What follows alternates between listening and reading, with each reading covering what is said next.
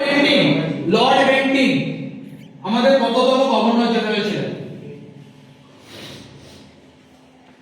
Last Bengal governor general কে ছিল? Lord Bentinck last Bengal governor general ছিলেন।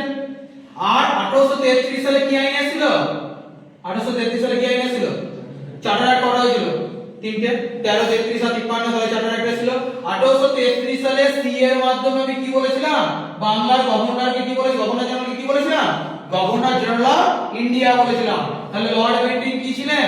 First governor general জিজিআই ছিলেন, governor general of India ছিলেন। এই লর্ড বেন্টিং এর সময় একজন এক্স ছিলেন, তার নাম কি? লর্ড টমাস ব্যারিংটন মেকলে, যিনি ভারতবর্ষে 1835 সালে মেকলে বিল নামক একটা স্মারকলিপি প্রকাশ করেন। এখানেই বলেছিলেন যে ভারতবর্ষের শিক্ষা হবে কি? ইংরেজি ভাষায়। ইংরেজি ভাষার গুরুত্বটা ইনি দিয়ে গেছিলেন। আর এই 1835 সালে কি প্রতিষ্ঠা করা হয়েছিল? কলকাতা মেডিকেল কলেজ প্রতিষ্ঠা করা হয়েছিল। এরপরে উডেন ডেসপ্যাচ অ্যাক্ট আসে। এই উডেন ডেসপ্যাচ অ্যাক্ট যখন আসে তখন ভারতের গভর্নর জেনারেল কে ছিল বলতো? উডেন ডেসপ্যাচ অ্যাক্ট যখন আসে তখন ভারতের গভর্নর জেনারেল কে ছিলেন? লর্ড ডালহৌসি।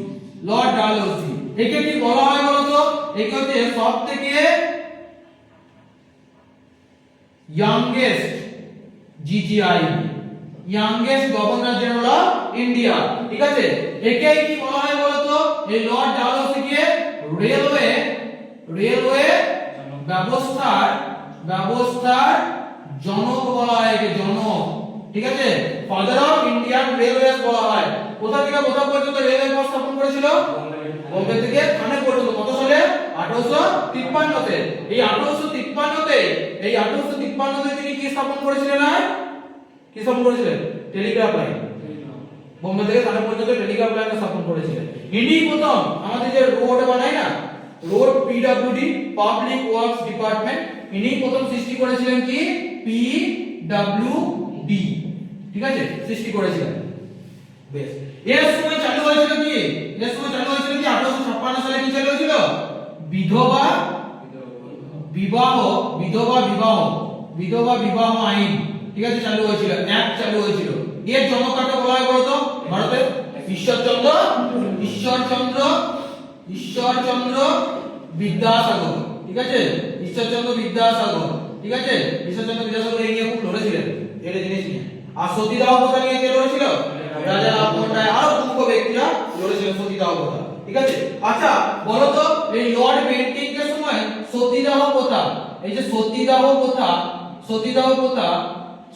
কি প্রথা ছিল বলতো? একটু যদি একটু ব্যাখ্যা করে বলো। যদি স্বামী মারা যেত তাহলে স্ত্রীকেও সহ মরণে বসিয়ে দেওয়া হতো। এমন একটা কুপ্রথা ছিল যেখানে জ্যান্ত পুড়িয়ে মেরে দেওয়া হতো, জীবন্ত পুড়িয়ে মেরে দেওয়া হতো। মানে ধর স্বামী পুড়ছে, সেই চিতাতে তাকেও বসিয়ে দেওয়া হতো। এবং এমন কথা ছিল নাকি বলা হতো যে স্বামীর সাথে সে স্বর্গে যাচ্ছে এবং সে সহ মরণে সে সতী, ঠিক আছে, এই কথা চালু করেছিল, ঠিক আছে। বেশ, এই সতীদাহ প্রথা কত সালে? 1829 সালে বেন্টিং কি করেছিল? বাতিল করে দিয়েছিল। বেশ, এই উডেন ডেসপ্যাচ অ্যাক্ট তাহলে এসে কি করলো? দুটো জিনিস করেছিল। একটা হচ্ছে ইংরেজিকে হায়ার এডুকেশনে প্রোডাকশন করে দিল, আর কি কলকাতা, বোম্বে, মাদ্রাসে কি করছে? লন্ডন ইউনিভার্সিটির অনুকরণে প্রথম বিশ্ববিদ্যালয় স্থাপনের কথা বলছে। কিন্তু এই প্ল্যানটাকে এক্সিকিউট কে করেছিল? কে?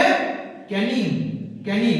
এই কত সালে হয়েছিল? ক্যানিং 1857 সালে এটা কি করেছিলেন? বানিয়েছিলেন। বেশ, ইংরেজি শিক্ষা ম্যাগনা কার্টা তাহলে কাকে বলছি আমি? Wooden despatch act. বেশ, এরপরে প্রাথমিক শিক্ষায় স্থানীয় ভাষায় শিক্ষা কে বলছেন? প্রাথমিক শিক্ষা তো আমরা স্থানীয় ভাষায় শিক্ষা দেয় না, আমাদের বাংলা, কারোর উড়িয়া হতে পারে, স্থানীয়, তাই না? এটা হচ্ছে ভার্নাকুলার অ্যাক্ট বলেছিল, ঠিক আছে। তারপরে বিভিন্ন শিক্ষার জন্য কমিশন, এটা হচ্ছে শিক্ষার কমিশন, ঠিক আছে, শিক্ষার জন্য বিভিন্ন কমিশন। শিক্ষার কমিশন কি? স্যাডলার কমিশন 1917 তে। তারপর হচ্ছে কি রাধাকৃষ্ণ 1948 এ মুজলিয়ার আসে, ঠিক আছে। হান্টার কমিশন কত সালে? 1882 সালে। এই হান্টার কমিশনের সময় ভারতের ভাইসরয় কে ছিলেন? এ খুব গুরুত্বপূর্ণ ভাইসরয় ছিলেন, মানে খুব ভালো ছিলেন এই ভাইসরয়টা। এর নাম হচ্ছে কি? লর্ড রিপন। আর মনে রেখো, এই লর্ড রিপনই প্রথম পঞ্চায়েতি পঞ্চায়েতি ব্যবস্থার সম্প্রসারণ করেছিলেন, সম্প্রসারণ করেন। ঠিক আছে, আচ্ছা তাহলে বলতো কোন ভাইসরয় পঞ্চায়েত ব্যবস্থার প্রবর্তন করেছিলেন? পঞ্চায়েত ব্যবস্থার প্রথম প্রবর্তন কোন ভাইসরয় করেছিলেন? ইনি সম্প্রসারণ করেছিলেন, প্রবর্তন কে করেছিলেন? মানে ইনি লাগু করেছিলেন, প্রবর্তন কে করেছিলেন? লর্ড মায়ো প্রথম কি করেছিল? পঞ্চায়েতি ব্যবস্থার প্রবর্তন করেছিলেন। ঠিক আছে, আর ডিএস কোটারি 1964 তে নিউ এডুকেশন পলিসি কত সালে আসে? 2020 সালে আসে। ঠিক আছে, আর এই লর্ড রিপন সম্পর্কে যদি বলো, ইনি কি করেছিলেন বলো তো? একে আরেকটা বলা হতো, এর সময় একটা আইন এসেছিল, হ্যাঁ প্রথম সেন্সাস হয়েছিল, মানে অফিশিয়ালি সেন্সাস এর সময় হয়েছিল। ঠিক আছে, সরকারি ভাবে জনগণনা হয়েছিল, বললে ভালো বললে একটা সরকারি জনগণনা হয়। আচ্ছা কত সাল পর্যন্ত হয়েছিল? 1881 থেকে না 1881 সালে কত জনগণনা হয়েছিল এই সময়? 71 থেকে 81 পর্যন্ত। তখন জনসংখ্যা কত ছিল বলো তো? 25 কোটি। ঠিক আছে, আর এই লর্ড রিপনের সময় আর একটা ঘটনা হয়েছিল, তাকে কি বলা হতো বলো তো? কি হয়েছিল?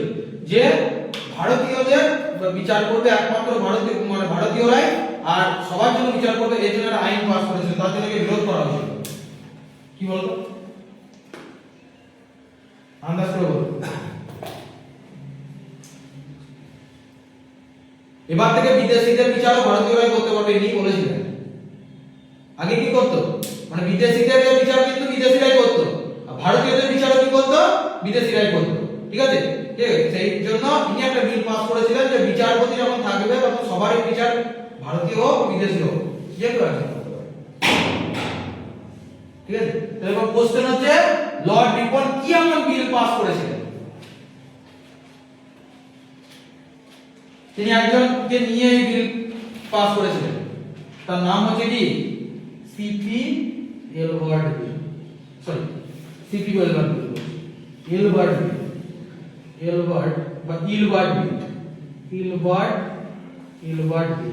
ইলবার্ট বিল পেশ করেছিলেন।